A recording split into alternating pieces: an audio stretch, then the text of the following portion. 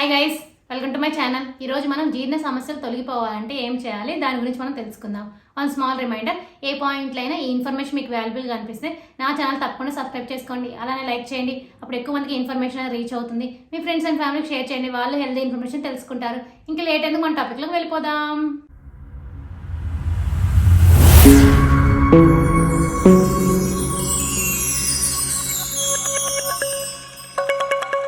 రోజు మధ్యాహ్నం రాత్రి భోజనం తర్వాత కొన్ని సోంపు గింజలను బాగా నలిపి మింగాలి. దీనివల్ల జీర్ణ సమస్యలు అనేవి తగ్గుతాయి. మన ఆహారం కూడా బాగా జీర్ణం అవుతుంది.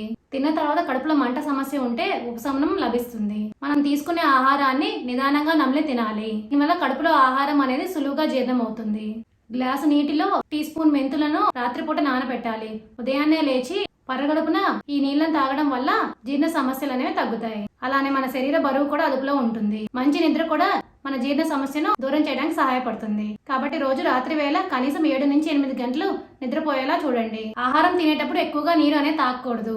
మిగిలిన సమయాల్లో ఎక్కువగా నీరు తాగడం వల్ల మనకు జీర్ణ సమస్యలు ఏమన్నా ఉన్నా అవి తగ్గిపోతాయి. ఇప్పుడు అర్థమైంది కదా మీ అందరికీ జీర్ణ సమస్యలు ఎలా తగ్గించుకోవాలి అనేది. For more videos please like, share, subscribe my channel. Thank you for watching my video.